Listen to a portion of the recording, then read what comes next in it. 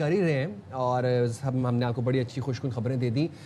دل تو ہمارا بھی جاتا ہے کہ صبح صبح آپ کو ذرا ڈپریسنگ خبریں دیں, لیکن اب کیا کریں کہ اوور دا ویکینڈ کچھ ایسی چیزیں رپورٹ بھی ہوئی. عید قربان پر سخت گرمی اور زیادہ گوشت کھانے کی وجہ سے اسپتالوں میں مریضوں کا رش دیکھنے میں آیا. جبکہ ہم نے عید شو پر ڈاکٹر بھی بلائے, حکیم بھی بلائے, آپ لوگوں کو تاکید بھی کرتے رہے, لیکن عید کے دنوں سے لے کر اب تک بڑی تعداد میں لوگ مختلف امراض لے کر ہاسپٹل پہنچے ہیں. اچھا, سندھ کے سرکاری اور جو پرائیویٹ ہاسپٹلز ہیں وہ رپورٹ کر رہے ہیں کہ جی زیادہ گوشت, کم پانی اور جو ان بیلنس ڈائٹ ہے نا, اس سے جی لوگوں کو پیٹ کی بہت شکایت ہو گئی. چلیں جی مزید تفصیلات جان لیتے ہیں. ہمارے نمائندے انور خان ہمارے ساتھ موجود ہیں. انور, بتائیے گا کتنے مریضوں کی کیا تعداد تھی اور کس کس بیماری میں, کس کس مرض میں مبتلا ہو کر آئے تھے اسپتال؟ جی دیکھیں, عید کے ایام میں 3 دنوں, عید جو 3 ایام تھے ان 3 دنوں کے دوران لوگ گوشت کھا رہے تھے کہ جیسے یہ پہلی اور آخری مرتبہ گوشت کھا رہے ہیں. متعدد مرتبہ تاکید کی گئی تھی ماہرین صحت کی جانب سے کہ احتیاط کریں, تاہم احتیاط پہ عمل درآمد نہیں کیا گیا. آپ بات کر رہے ہیں عید کے 3 ایام کی, بلکہ عید کے 3 ایام کے بعد اب جو 2 دن گزرے ہیں اس میں بھی بدستور قے, اسہال اور بدہضمی کے کیسز مختلف سرکاری اسپتالوں کے اندر رپورٹ جو ہو چکے ہیں.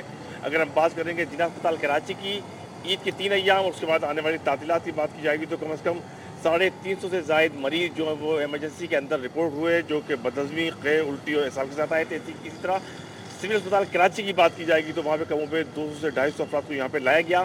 عباسی شہید اسپتال کے اندر کم و بیش صورتحال 80 سے 90 کے درمیان رہی. اور اگر بات کریں گے کراچی کے بڑے نجی پرائیویٹ اسپتالوں کی تو وہاں بھی صورتحال 100 سے 200 کے درمیان رہی. تو مجموعی طور پر یہ تعداد اگر ہم کاؤنٹ کریں گے تو یہ تعداد تجاوز کر جاتی ہے 2000 سے زائد کی تمام سرکاری و نجی اسپتالوں کو ملانے کے ساتھ ساتھ. ماہرین صحت یہ بتاتے ہیں کہ بڑی تعداد کے اندر وہ افراد آئے تھے جو الٹی اور قے کے ساتھ جو ہے وہ رپورٹ ہو رہے تھے. ان کی جب ہسٹری سامنے آئی ہے تو انہوں نے تواتر کے ساتھ گوشت کا استعمال کیا.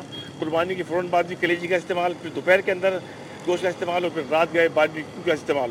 تو تسلسل کے ساتھ یہ چیزیں استعمال کریں گے, متوازن غذا کو استعمال نہیں کریں گے تو صورتحال انتہائی گمبھیر ہو جاتی ہے اور معدے کے اوپر سے غلط اثرات پڑتے ہیں. ماہرین صحت نے شہریوں کو یہ مشورہ دیا کہ وہ سبزیوں کا استعمال, سلاد کا استعمال, دہی کا استعمال اور اس کے بعد گرین ٹی کا استعمال بھی یقینی بنایا جائے. تاہم کسی بھی صورتحال کے باوجود شہریوں کی بڑی تعداد نے تمام کے تمام جو اصول ہوتے ہیں, جو کہ متوازن غذا کے طریقہ کار ہوتے ہیں, اس کو مکمل طور پر نظر انداز کیا. اور اب بھی اس وقت شہر کے متعدد سرکاری و نجی اسپتالوں کے اندر ایسے افراد زیر علاج ہیں جو گوشت کھانے کی وجہ سے اسپتالوں میں آئے تھے.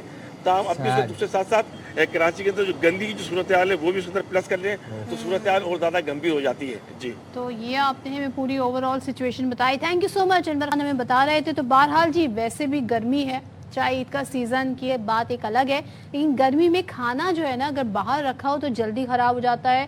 اور جس طرح لوڈ شیڈنگ ہو رہی ہے نا تو فریج میں بھی کھانا ایک تو کم بنائیں, اتنا ہی بنائیں جتنا کھانا ہے اور اپنا پیٹ سمجھ کے